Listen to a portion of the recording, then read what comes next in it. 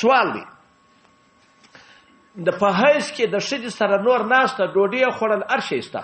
هر شی حتی ورسره بېدېدل په ځای کې هم شته د ناموسه لوړ نفع اخیستل تر زنګنو څخه لاندې نفع اخیستل هم په روا دي. سوال طالبانو ته چې پلار د ګډې خبرې واوري طالبانو دغه اوس د څه وایي چې وچې نجونې وسي نو دا بېنفسي آرام دی که نه دی یعنې که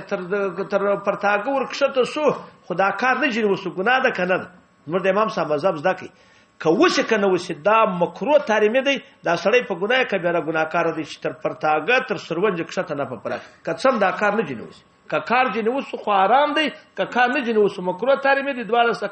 د اکا زامن دي سره په کا دا فرق دی د آرامو څه منکر کافر کېږي د مکروه تحریمي څه منکر نه کافر کېږي نه کوونکی د دواړو فاسق کوونکی د دواړو فاسق دی په ګډه خبر مسار خلاص دا خو ممز دا سو نو دلته به وچې نه وسره ش و شامي او خبره کوي چې صدر ته کوي وای دا منی چې خپل پلاس کې سړی توي دا مکروه دا جایز کار دی بد کار دی وای ما په دغه ځای سره نه خلاصې دي ځای ته ګوري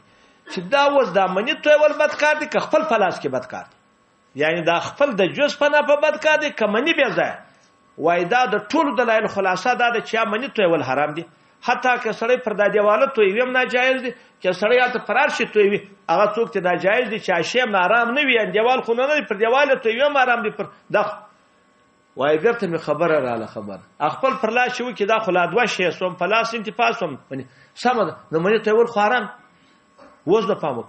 نو شزه که په حیث کې و شزه که په چا کې و په دې مرض کې و انسان چې ورسره بيدوي او لیکن دا و چې خوا دې نه کوي تر پرتاګه لاندې نه ورتا کې چې پر دې ځاور انزال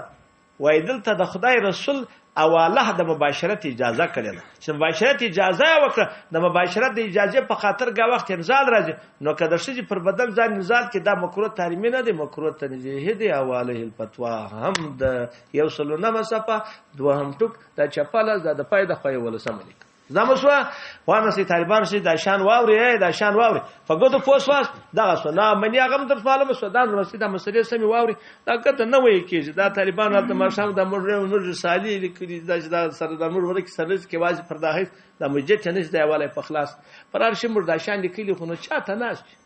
علم زایس چاته ناش راځه